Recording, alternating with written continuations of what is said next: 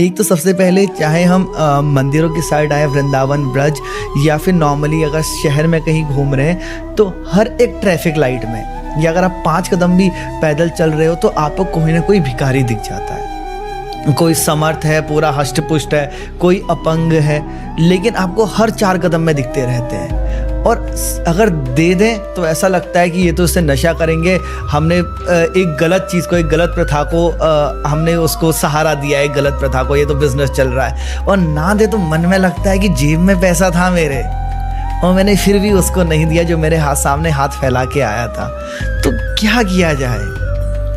भगवान ने हमको बहुत कुछ दिया, क्या उन्होंने देने से पहले पूछा था कि तू इसका कहाँ उपयोग करेगा?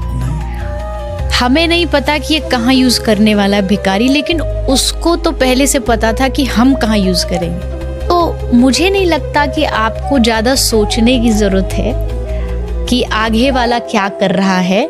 आगे वाले के कर्म आगे वाले के पास है, आप अपने कर्म से मत चूको। प्रेमानंद बाबा जी महाराज, उनकी एक बहुत अच्छी लाइन मैंने सुनी है।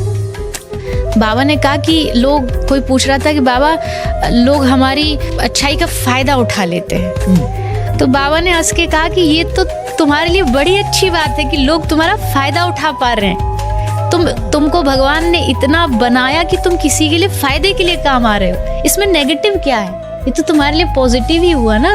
बहुत सुंदर कि लोग हमारी अच्छाई का फायदा, अरे तुम फायदा उठाने दो, तुम किसी के लिए फायदेमंद हो। तुमको ये सोच के नाचना चाहिए। जैसे एक बस जा रही है, एक आदमी विंडो की साइड बैठा है और एक विंडो से दूसरी साइड में बैठा है। एक भिखारी विंडो पे खड़ा होकर भीख मांग रहा है। जो विंडो वाला व्यक्ति है वो नहीं दे रहा, पर जो उधर वाला बैठा उसके मन में आया, उसने 50 रुपए निकाले और वो भिखारी को देना चाहता था, पर उसका हाथ वहां तक पहुंच नहीं रहा। तो उसने जो विंडो वाला आदमी था उसको दे दिया कि तू दे दे भैया। उसने जब वो 50 रुपए भिखारी को दिए तो भिखारी ने क्या सोचा, कौन दे रहा है? यही जो विंडो वाला, ये विंडो वाला है। और वो दुआ किसको दे रहा है? भगवान आपको दुआ है, भगवान आपने बड़ा अच्छा किया, भला किया। पर देने वाला विंडो वाला नहीं है, विंडो वाला बस पास कर रहा है, देने वाला कोई और है। ठीक ऐसे ही आप जो दे रहे हो वो बस आप पास कर रहे हो। भगवान सीधा नहीं दे सकते थे, इसलिए उन्होंने आपका हाथ आगे बढ़वा दिया, क्योंकि उनका हाथ यहाँ तक पहुंच नहीं रहा। उन्होंने मनुष्य बनाया और कहा तू मदद कर।